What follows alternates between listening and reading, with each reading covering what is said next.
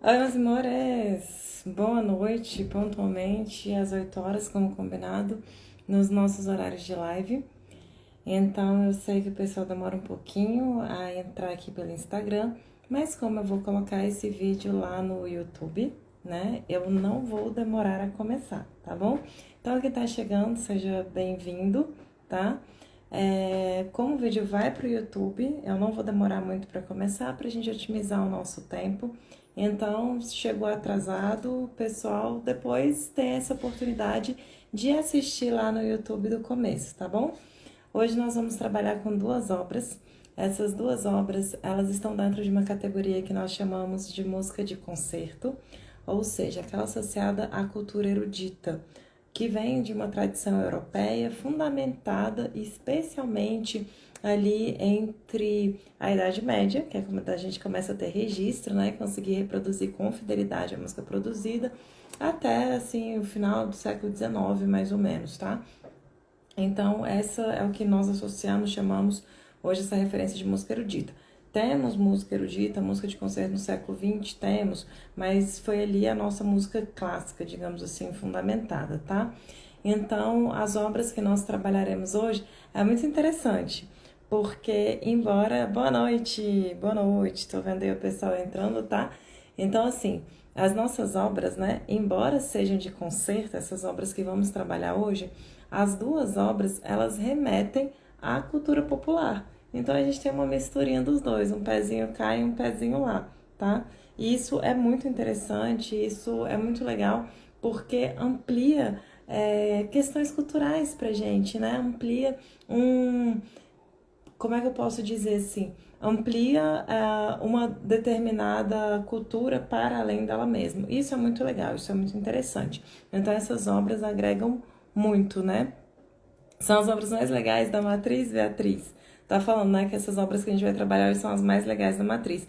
Então, quem não está acompanhando o cronograma, não sabe que obras são essas, vou falar agora, né? Batuque, do Alberto Nepomuceno. Confesso que eu também acho essa obra muito legal. Eu já tive a oportunidade de tocar essa obra, né, na época que eu tocava em orquestra, e era uma obra muito divertida de tocar. E a outra, eu não toquei esta obra mais nova, né? Então tem tempo que eu não estou tocando em orquestra, é a obra Yanderu da Clarice Assad. Então a gente vai trabalhar com essas duas obras hoje.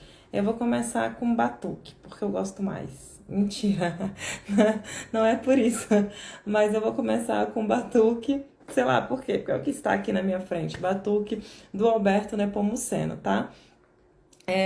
Primeiro, que sim, vou falar com muito carinho dessa obra, porque é uma obra que eu gosto, que eu já tive a oportunidade de tocar. Então a gente fica mais empolgado para falar sobre esse tipo de obra que a gente tem mais experiência e que gostamos mais, né? Vou começar falando do compositor, né? Aí lembrando, eu já falei isso na aula passada, mas lembrando que quando a gente está fazendo uma análise de obras do Paz, a gente vai falar sobre período, a gente vai falar sobre a estética, sobre as características musicais, né? Óbvio, é uma análise musical, sobre o compositor, enfim, essas questões são todas importantes. Então, para início de conversa, é uma obra romântica, tá? Uma obra do século XIX e o nosso compositor, um compositor brasileiro chamado Alberto Nepomuceno. O Alberto Nepomuceno, ele teve a oportunidade de estudar fora do Brasil, ele foi para a Europa estudar música. Então, lembrem-se, né, que a Europa é o berço cultural que a gente tem, que vai estar produzindo essa chamada música de concerto, e ele tem a oportunidade de estudar lá, na fonte, tá bom? Então, o Alberto Nepomuceno, obviamente, tinha boas condições financeiras para poder, né, estudar na Europa. E o Alberto Nepomuceno é muito interessante porque ele se torna um nacionalista. Então, ele vai defender, ele vai trazer como temática das obras dele elementos da cultura brasileira, elementos nacionalistas. Ele era considerado, né, e por isso ele se envolveu em umas tretas na época, ele era considerado um abolicionista. Palavra difícil essa, né? Então, assim, ele era contra, né, esse sistema de escravidão, então ele, né, era a favor dessa libertação dos escravos à época, ainda bem, né, que ele era a favor disso. E aí, por conta disso, né, ele se envolve aí nas tretas da época, tá bom? Então acabou sendo polêmico. E é muito interessante que o Alberto Nepomuceno, ele tem uma defesa que ele fala bem assim, olha, a gente ao fazer música, né, no caso de uma música que tem letra, não é o caso de batuque, batuque não tem letra, então isso não vai acontecer. É interessante que a gente faça as músicas na nossa língua. Então, estamos no Brasil, que seja usada a língua portuguesa. Porque não tem pátria um povo que não canta em sua língua. Então, o uso de outras línguas, ele falava que tirava, né, essa essência, essa ideia do nacionalismo. Então, para a gente conhecer aí um pouquinho do Alberto Nepomuceno enquanto compositor.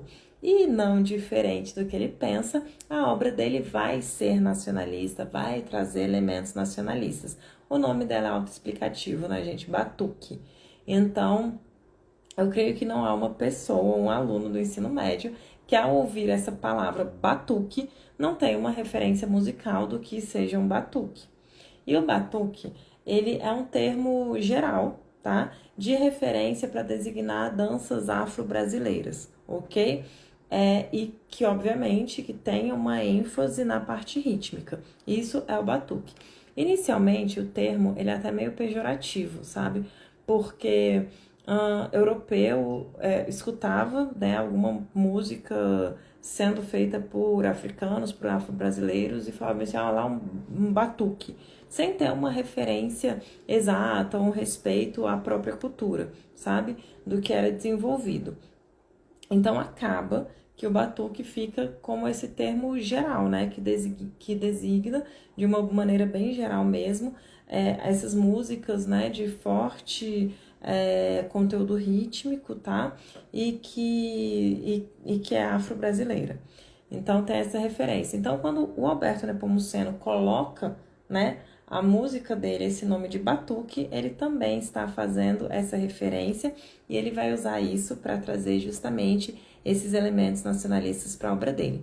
Então ele vai pegar uma orquestra sinfônica, uma orquestra de grande formação, onde a gente tem instrumentos ele, de todas as classificações, cordofones, né, violino, viola, violoncelo, contrabaixo também. A gente tem as madeiras, né, que são aerofones, oboé, fagote, clarineta, flauta, os metais, trombone, trompete, né, enfim, tuba, aerofone também, e a galera da percussão tendo membranofones, aqueles instrumentos que tem uma membrana, uma pele tensionada para produzir o som, e idiofones, os instrumentos que o próprio corpo reverbera e produz o som, né?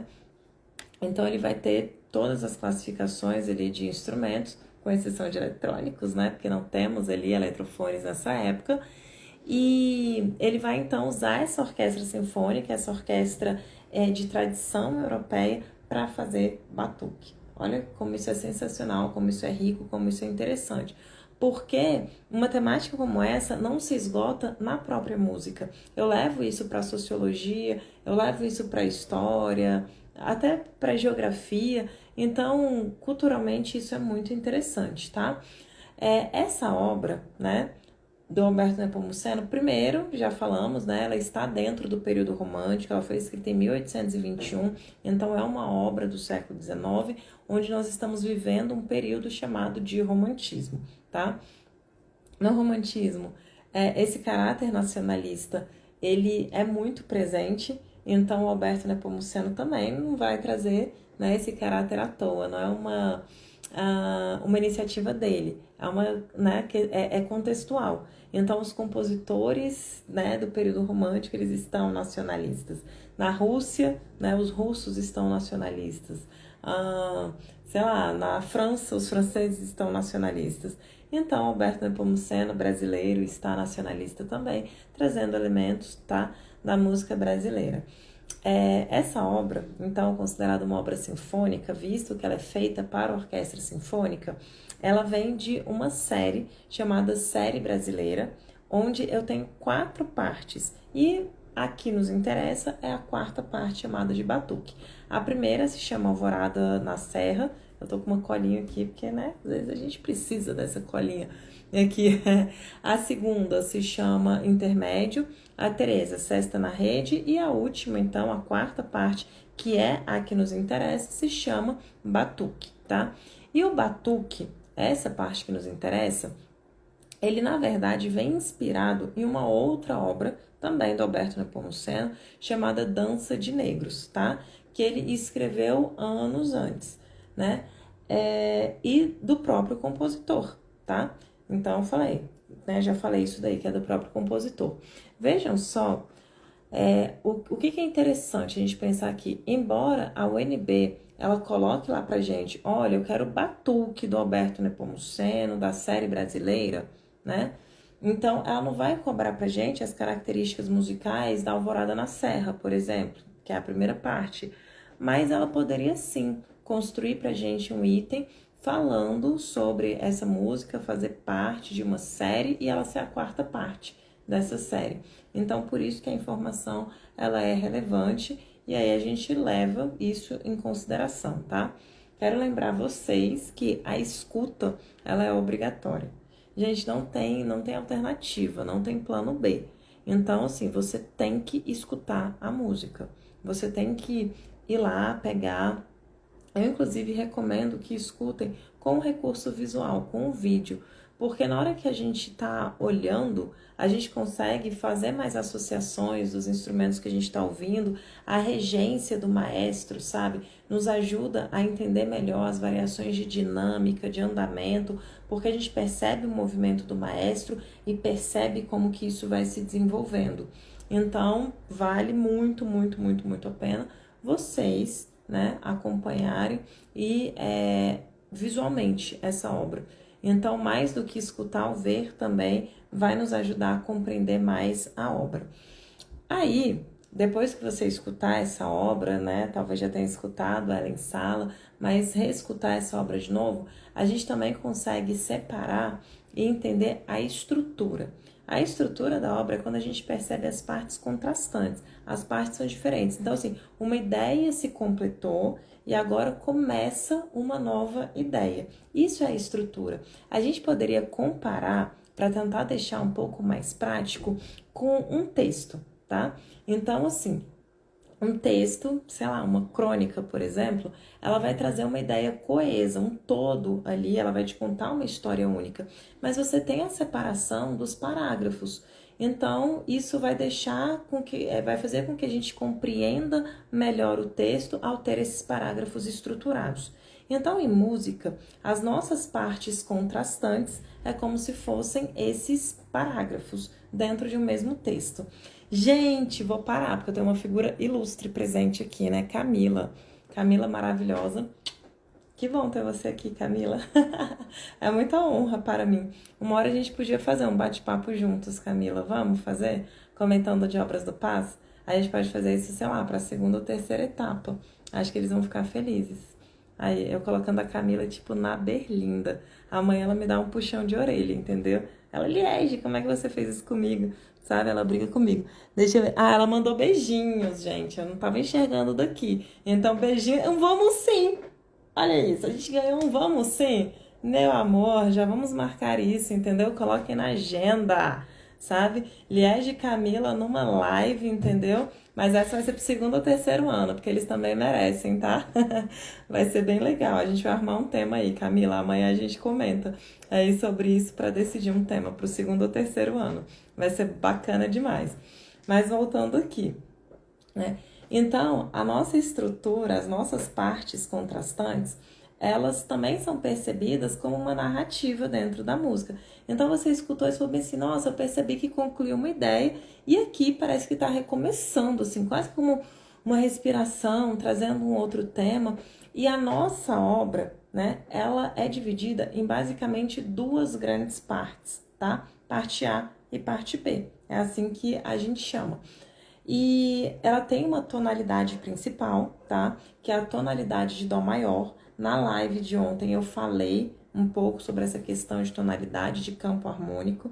Então, se você não assistiu a de ontem, você volta na de ontem e vai entender um pouquinho dessa explicação. Então, a tonalidade principal, o campo harmônico que ela mais vai usar é o de Dó maior. Embora a gente tenha algumas modulações tonais. Significa, então, que a gente muda um pouquinho o campo harmônico em alguns trechos, tá? E aí, a gente vai fazer essas modulações tonais, modulações harmônicas, alteração de notas, notas alteradas. A gente vai para Fá maior, para Mi menor, para Lá bemol. Então, a gente vai fazer algumas mudanças ali que não são tão próximas daquilo que a gente espera, tá? É uma linguagem até um pouco mais ousada, harmonicamente falando. A gente pode falar isso. Ela é um pouco mais fora do padrão usual, tá? Para a nossa escuta, né? Pensando em uma escuta que não tem essa formação musical, que não tem uma prática instrumental, não é tão fácil assim de perceber. Mas com muita atenção, a gente consegue perceber assim de, nossa, parece que eu subi num outro degrau, parece que eu desci, sabe? Como se você pudesse ambientar terrenos diferentes. Então eu quero criar para vocês uma imagem visual. Eu quero que ao escutar a música, vocês consigam imaginar um desenho para essa música. E isso deixa mais fácil a nossa compreensão. Então, quando a gente imagina que é trecho de um texto, você fala bem assim, nossa, faz sentido. Quando você consegue fazer um desenho, nossa, que parece que eu estou subindo e chegando em um outro cenário, isso nos ajuda a ter essa percepção, já que a música ela é realmente um pouquinho mais abstrata, tá? Tá fazendo sentido para vocês, né? Então, assim, Lege, ficou difícil, não entendi muita coisa. Você coloca nos comentários, você me manda a pergunta, que ao longo dessa semana a gente vai esclarecendo, né? E a semana que vem que a gente tem também para isso. Lá, no início que eu comecei a falar sobre batuque, eu já falei para vocês, né, que as nossas fontes sonoras, elas são uma orquestra sinfônica, tá? Então a gente vai sempre lembrar, a orquestra sinfônica, ela é visual, você tem aquele monte de instrumento, de muitas classificações, só que dentro dessa orquestra sinfônica, eu chamo uma atenção especial, que assim, né, o Alberto Nepomuceno foi o cara da treta, entendeu? Com a galera erudita. E aí, o que ele colocou na orquestra dele?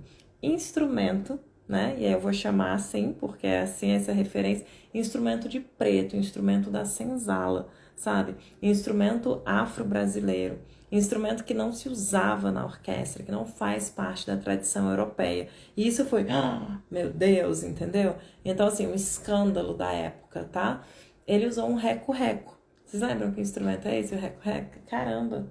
Ah, eu acho que meu filho até tem um reco-reco, devia ter pegado e esqueci. Mas é um instrumento de madeira que tem uns cortezinhos, você passa uma baqueta nele, assim, né? E ele faz um barulho. Como... E o som parece reco, sabe? O som parece com isso. Por isso que o nome dele é reco, inclusive, né? E ele vai lá e coloca esse instrumento na orquestra. Uma orquestra sinfônica de tradição europeia. Isso foi um super escândalo da época, isso fez com que as pessoas ficassem meio chocadas, digamos assim, e fez com que o Alberto Nepomuceno fosse criticado por causa do uso desse instrumento, tá? Então, hoje a gente olha e pensa, nossa, que bobagem, mas eu estou lá no século XIX, então essas coisas elas tinham esses impactos, né? Por assim dizer, ok? Pensando agora, falando em relação aos aspectos melódicos, rítmicos e harmônicos, entrando nessa parte mais musical, e por isso que eu falo assim, para entender essa parte, a gente tem o recurso do vídeo, ele é um recurso precioso. Então, escuta e olha ao mesmo tempo. Faça essas duas coisas. A postura do regente, ela vai nos ajudar a construir essa imagem que eu quero que vocês construam, tá bom? Lembrem-se que você precisa acionar a sua memória auditiva. Então, se a obra ela tiver uma imagem, ela tiver um desenho para você, isso fica mais fácil. Quando você tem um item de artes cênicas, você vai ter um fragmento do texto para te situar. Quando você tem um item de artes visuais, você tem a imagem para você olhar e fazer a análise. A música a gente não tem esse recurso de, peraí, deixa eu escutar esse trechinho. Seria lindo, lindo, lindo, lindo se a gente pudesse ouvir, mas nós não podemos ouvir. Então, se você constrói uma imagem de cada obra musical, na hora que você faz a prova, que você aciona a sua memória e consegue rememorar essa imagem, fica muito mais fácil, tá bom? Por isso que eu tô batendo tanto nessa tecla, insistindo tanto para vocês, sabe, irem além da música e construírem essa imagem para tornar mais concreta. Só uma pergunta aqui, só um minutinho. Liege, existe algum instrumento que não se encaixa em nenhuma classificação organológica? Não.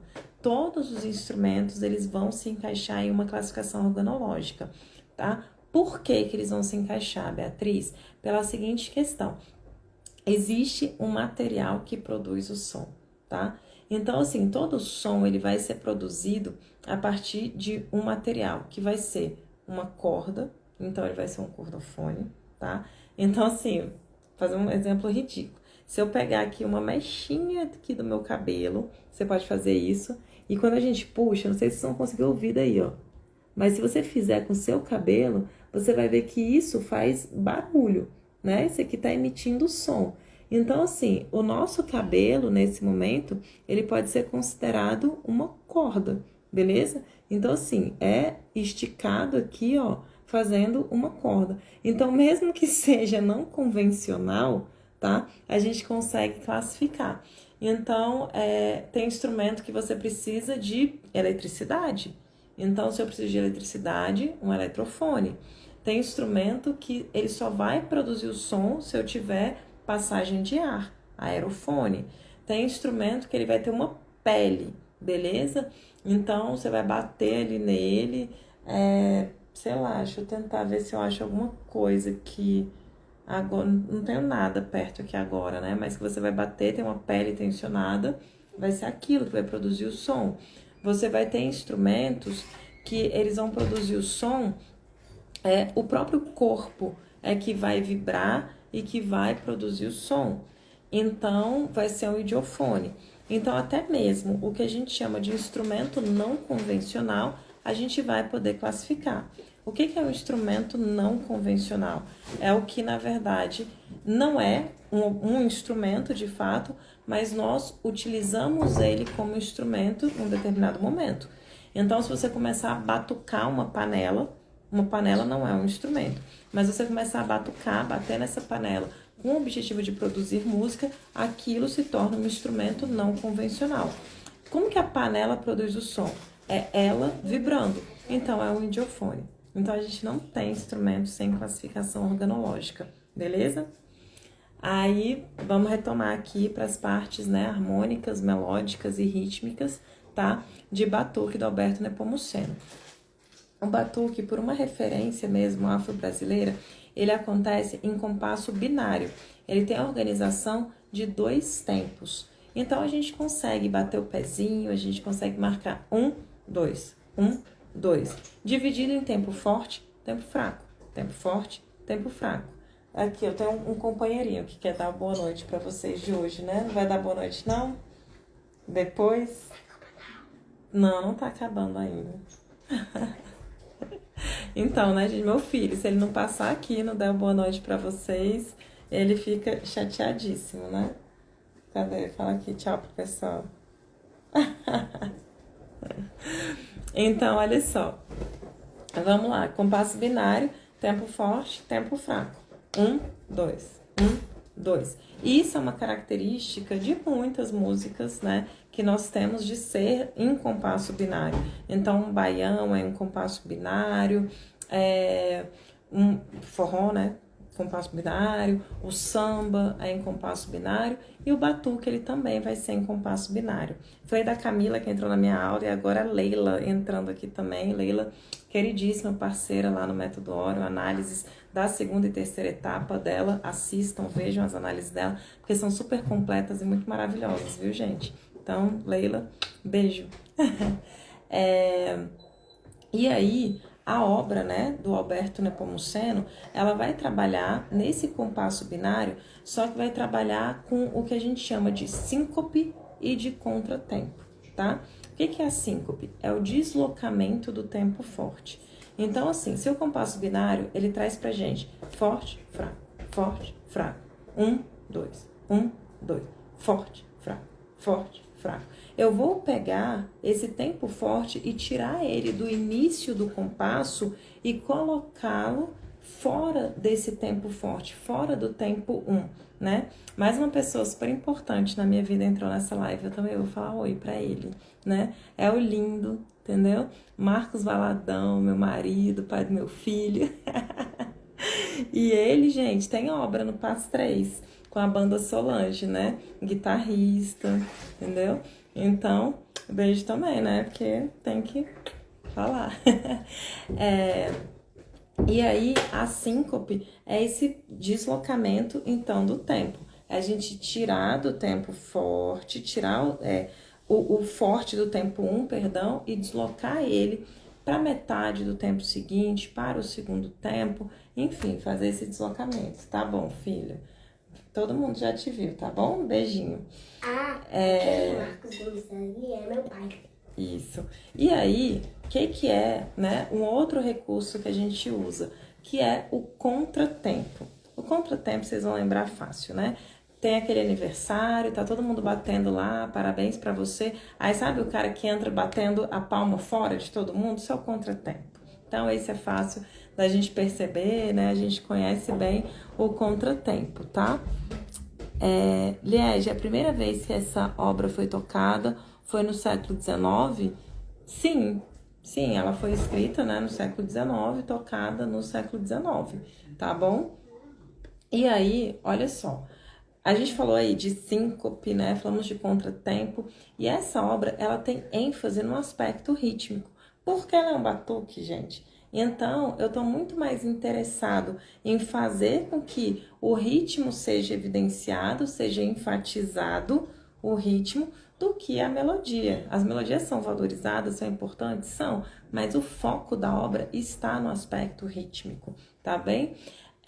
E essa música, ela é muito interessante porque, assim, quando ela tá chegando perto do fim, a gente vai acelerando ali o ritmo, sabe? Então o andamento vai sendo acelerado, vai ganhando mais volume, mais força, vai crescendo, e ela termina num boom, né? Numa explosão que justamente enfatiza ainda mais esse aspecto rítmico, né? O caráter nacionalista, ele se faz presente no ritmo, o uso do reco-reco, que também, né, é uma ênfase desse aspecto rítmico. E essa obra, ela tem muita variação de dinâmica, ou seja, de volume, né? Muita variação de andamento, o uso de técnicas, né, como o pizzicato. O termo vem do italiano, que significa beliscar, tá? A corda, ao invés de eu friccionar o arco na corda, no caso do violino, viola, violoncelo, eu vou beliscar a corda, eu vou puxar a corda com o meu dedo, né? E fazer com que o som se assemelhe mais ao som de violão, por exemplo, tá? Do que o som característico desse instrumento. Isso é o pizzicato. E a gente tem também muito uso de staccato. Esses termos aí, né, que vem do italiano, que a gente faz o som ficar mais sequinho, sabe? Então, em vez do som ele ser todo completo, ele ocupar o tempo todo, tipo bam, bam, bam, bam, você faz ele ficar mais sequinho, sabe? Você dá uma diminuídazinha nesse som, sem deixar que ele emende com o próximo som.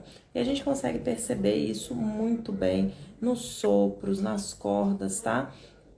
Então, assim, a gente tem que escutar a obra. Tendo essas referências, você vai buscar ouvir exatamente isso que eu falei. Então, você vai ouvir e vai falar assim, agora tá acontecendo o pizzicato. Isso é o staccato, sabe? Nossa, eu tô conseguindo marcar o tempo e tô percebendo que esse tempo tá meio instável. E aí você consegue perceber a síncope, o contratempo. Então, se apropria desses termos, escuta a música para entender. Observa o movimento do maestro. Isso é muito importante, né? E aí, obviamente, a gente está em uma obra com textura polifônica, porque a gente tem várias melodias sendo tocadas simultaneamente. Essa obra, ela é tranquila, apesar de nos trazer alguns termos técnicos, né? Mas ela é uma obra tranquila, do entendimento dela ser fácil. E eu quero muito lembrá-los enquanto um repertório, tá? Essa é uma obra que ela se comunica com a nossa formação de povo brasileiro, que ela traz elementos da nossa cultura, que ela consegue mesclar tradições diferentes. Então, a música de tradição europeia, uma orquestra sinfônica, com a música de tradição afro-brasileira, vai conseguir mesclar isso. Isso é muito rico, isso é muito interessante. Beleza? Arrasamos, foi só sucesso nessa obra? Lembrando que, se você tiver alguma dúvida, você pode postar, você pode mandar nos comentários, a live subindo para o YouTube, pode colocar lá, que ao longo da semana a gente vai, né, eu vou conseguindo responder aí para vocês, tá bom? Vou passar para a próxima obra, tá? Como combinado, até pra gente também não deixar a nossa live muito grande. A próxima obra de hoje, Nhanderu, né, da Clarice Assad. Então, assim, essa obra é uma obra que eu adorei ela estar no Paz, porque me deu a oportunidade de conhecer essa obra. Eu não conhecia Nhanderu, conheci pela seleção mesmo de obras no Paz. E aí, vou até fazer uma comparação, e por isso que eu escolhi trabalhar com essas duas obras juntos, né? Então, assim, Alberto Nepomuceno foi lá e pegou um batuque afro-brasileiro e falou bem assim, orquestra, toca o batuque. Clarice Assad, então, vai lá e fala bem assim, orquestra, toca um ritual de dança da chuva. Então, Clarice Assad vai lá entre os povos indígenas e vai trazer essa sonoridade para dentro da orquestra, né? Então vejam que as duas obras a gente consegue falar, conversar com essa ideia de matriz de formação de povo brasileiro, em duas perspectivas, né? As duas obras, assim, pegando, né, essa nossa formação afro-brasileira e indígena e trazendo para a linguagem da orquestra, tá? Isso é interessante. Alberto Nepomuceno lá no século XIX, Clarice Assad aqui já pertinho da gente, essa obra tem só 10 anos, né? Então ela é de 2013, então muito, muito próxima da gente, uma obra já contemporânea do século XXI, mas que vai fazer uso, né, de recursos que foram usados lá no século XIX. Então, sonoramente, a gente vai fazer uso, né, dos mesmos recursos, uma orquestra sinfônica, os instrumentos ali, madeiras, metais, as cordas, a percussão, tá? E além disso, a Clarice Assad também vai fazer uso de sonoridades não convencionais. Aí eu vou fazer um parênteses nesse não convencional, tá? Não convencional para a orquestra, tá?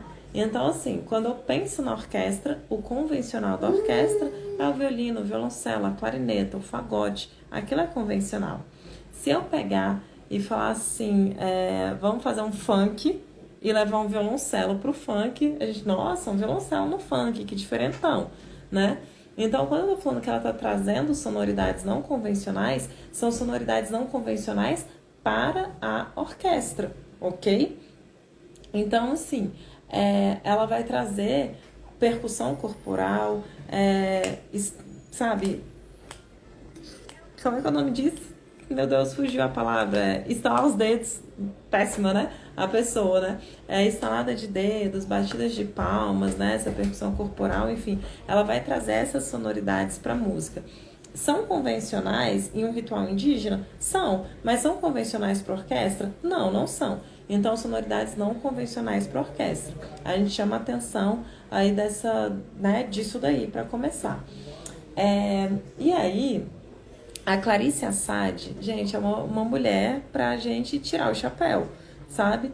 Super maravilhosa, porque em um universo que é majoritariamente masculino, ela consegue um reconhecimento gigante, ela tem um espaço maravilhoso nesse universo masculino e isso é muito legal.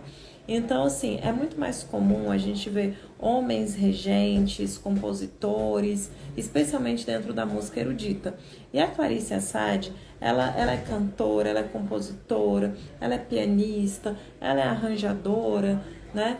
E ela tem uma produção musical grande para várias formações, para orquestra de câmara, que são orquestras menores, para grupos de câmara, para orquestra sinfônica, para coral, para piano.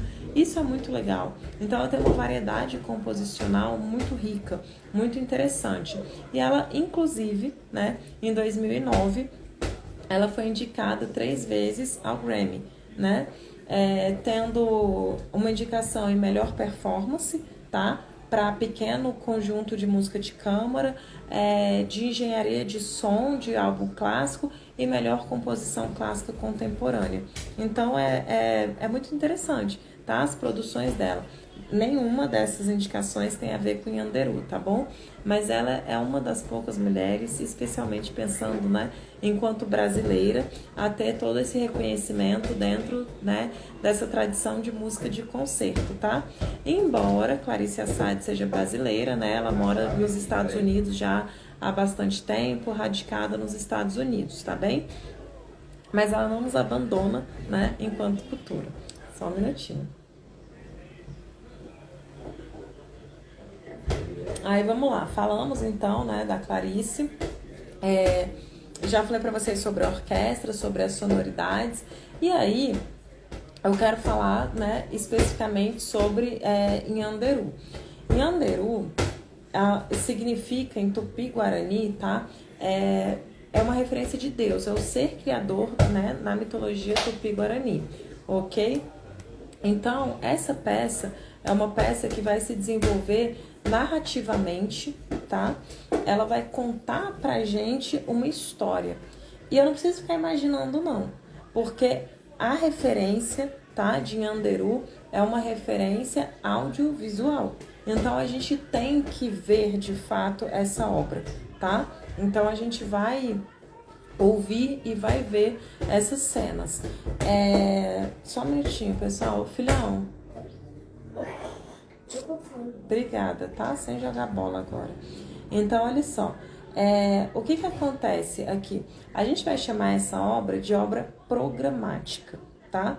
Então, ela é contemporânea, né? Uma obra agora do século XXI, e ela se trata de uma obra programática, música programática. A música programática significa que há um programa que eu acompanho enquanto eu escuto a música. Isso significa, então, que enquanto a gente está escutando a música, eu tenho um texto, eu tenho uma imagem que ela vai trazer para mim aquilo que eu devo interpretar. Então, às vezes, assim, na música, a gente escuta e fala assim, nossa, essa música, na hora que eu escuto, eu imagino uma pessoa sozinha em uma caverna, né? Sei lá, imaginei isso agora. Aí você pega e fala o seguinte, a música programática, você vai falar assim, nossa, eu imagino... Não, você não imagina. A música programática, ela te fala o que é que você deve pensar, tá? Então, ela vai dar, né, cada pedacinho certinho. Vinícius marcando presença, né? Tocando terror. Isso que tá rolando aqui, Camila. Então, é isso que acontece, tá? Com a obra programática. Ela vai dar pra gente a referência do que é que eu preciso pensar ao ouvir a música. Então, Nhanderu, como é vídeo, ele vai começar mostrando pra gente trechos da partitura musical, essa referência de orquestra, de tradição, mas vai mostrar pra gente a natureza, vai mostrar cenas do ritual indígena, a chuva caindo. Então a gente escuta esses sons da natureza e é isso que eu tenho que pensar. Eu tenho que pensar na natureza quando acontece. Então, obra programática. E a gente não pode esquecer disso. Isso é muito importante, tá? E aí, a obra, eu falo que ela tem uma forma, um formato cíclico. Ela é uma referência, até como se fosse uma paródia ao próprio ciclo da água e da vida. Então, assim, nós, né, viemos do pó, aí a gente cresce, né, se desenvolve, e aí você tem, né, a sua morte, onde você retorna ao pó, você retorna à terra. Quando a gente pensa na água, e eles querem trazer essa referência pra gente, quando a gente pensa na água, a água ela tá nos rios, aí ela evapora, ela se transforma lá, né, ela vira nuvens, e aí depois ela volta a ser água, e aí em formato de chuva ela cai nos rios, sabe? Então assim, ela saiu do rio e ela retorna ao rio. É isso que essa obra ela tá mostrando pra gente enquanto um ritual, tá, de dança da chuva indígena. Ela quer mostrar essas questões, ela quer trazer isso pra gente.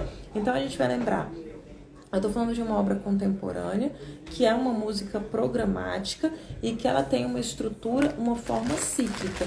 Então a gente vai perceber essa condução como se fosse uma introdução, desenvolvimento e uma conclusão. Então eu percebo início, meio e fim dentro dessa obra. E essa condução, ela acontece por meio das imagens. Então, é uma obra que eu realmente tenho que ver, tá bem? Ver ela é importante, tá? E aí, por isso eu falo que essa obra ela se desenvolve narrativamente, porque ela está contando pra gente essa história, esse ciclo, né? E aí, sendo ela esse ciclo, trazendo essa referência de um ritual com uma dança da chuva, com começo, meio e fim, durante a cerimônia, né, durante esse ritual, os povos indígenas, então, eles convocam os espíritos da terra, tá? E as almas dos ancestrais, dos antepassados dele, na esperança de que essas entidades ajudem a trazer a chuva, garantindo então a fertilidade do solo. Isso significa abundância, isso significa prosperidade. E a composição, ela vai tentar trazer pra gente essa conexão, sabe, entre a matéria, entre esse mundo físico e o espiritual, focando em práticas ritualísticas, tá? Por meio da fé, buscando ser uma oração, sobretudo de gratidão, tá? Então, assim, quando você pensar nessa obra, você vai pensar em Anderu, Deus, né? É o Criador em Tupi-Guarani, aquele que vai cuidar, sabe? Então, imagina como um ritual, um culto de adoração, de gratidão e de pedido pela prosperidade, para que tudo dê certo, para que tudo funcione. Então, lembrem-se que, assim, gente, a chuva, ela representa, ela simboliza pra gente essa prosperidade, né? Estamos nós aqui em Brasília falando assim, gente, chove, pelo amor de Deus, para amenizar essa temperatura, sabe? A gente se preocupa com essa seca, começa a sofrer com a seca, assim, nosso corpo físico, o solo sofre com a seca.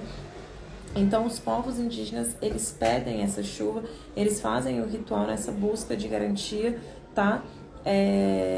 De prosperidade mesmo. Então, essa música, ela é uma história, ela é uma narrativa, tá? A temática dela é importante pra gente, os aspectos musicais são importantes. O fato dela conectar a tradição indígena com tradição europeia é importante pra gente. Então você tem que pensar em tudo isso. A Clarice, enquanto uma mulher proeminente, né, da sociedade, que tem todo esse destaque, também é importante, tá?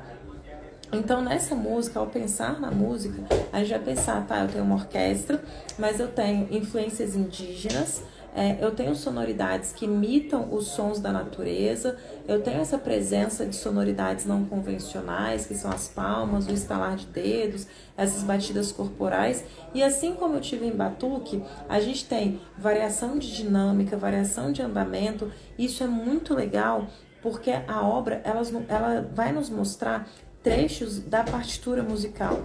E ao olhar a partitura musical e escutar, a gente consegue perceber também essas variações. E ele dá um spoiler pra gente de, olha só como funciona uma partitura musical. Olha o que acontece em uma partitura musical. Tranquilo até aqui? Vamos lá para a dúvida aqui. Aposto que talvez caia uma questão aberta relacionando música e suas crenças que sacralizam a natureza. Nossa, Bia, isso é maravilhoso se caísse uma questão aberta, né, como essa, um item tipo D como esse. Eu não tenho, assim, muita certeza se essa seria a minha aposta, sabe?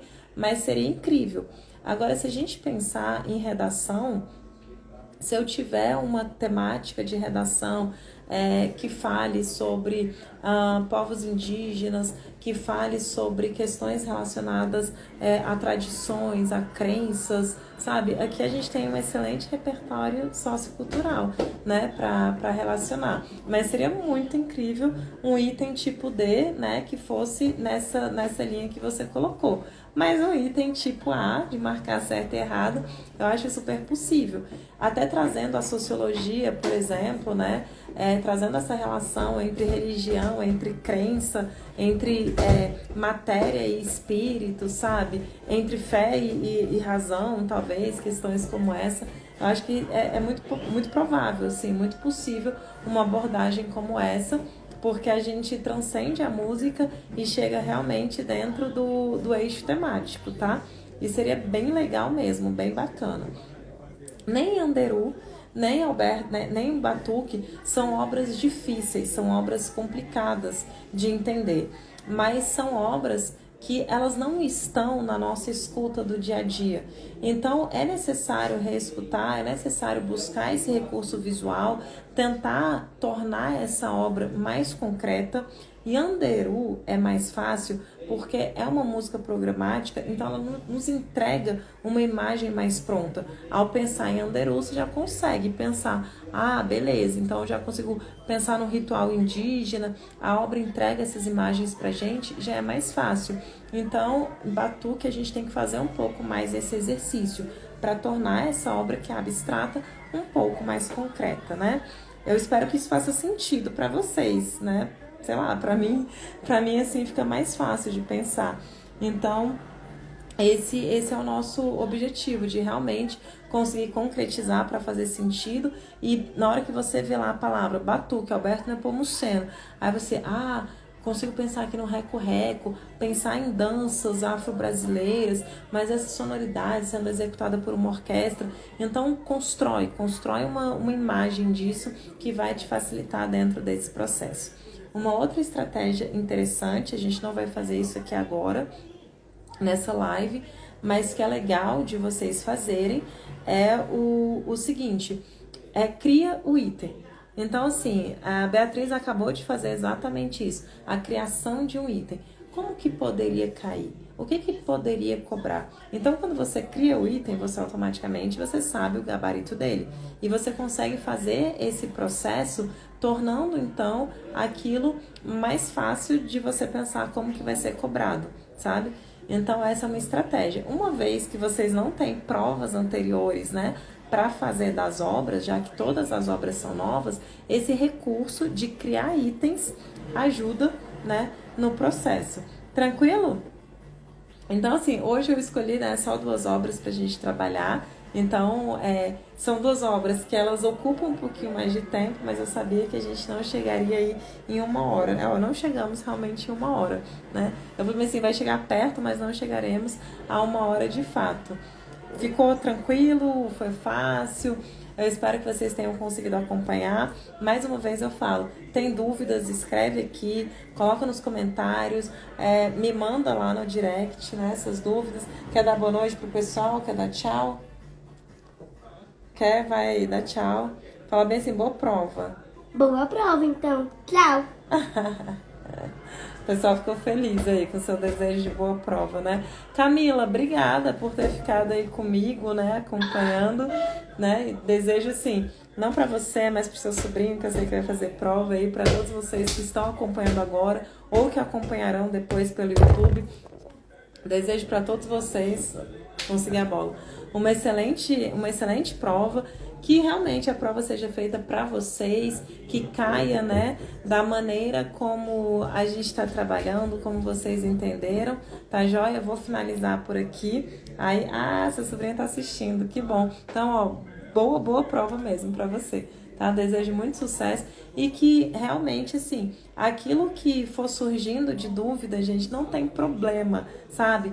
Posta, manda, escreve a dúvida, porque eu quero muito que vocês cheguem na prova seguros e tranquilos, tá bem? Eu quero que vocês realmente, assim, sintam, poxa, eu tô tranquilo em relação a essas obras. Isso é muito importante para mim, né? Eu creio que para vocês também seja uma coisa muito importante.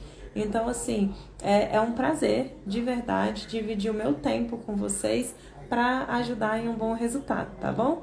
E aí, como sempre, eu espero que vocês estejam bem felizes, que seus sonhos se realizem, tá bom? Beijo super grande pra vocês. E não esqueçam, tá? Na próxima terça, a gente tem mais uma live com mais algumas obras. E espero vocês na próxima terça. Beijo grande, boa noite, tchau, tchau. Peraí pra desligar.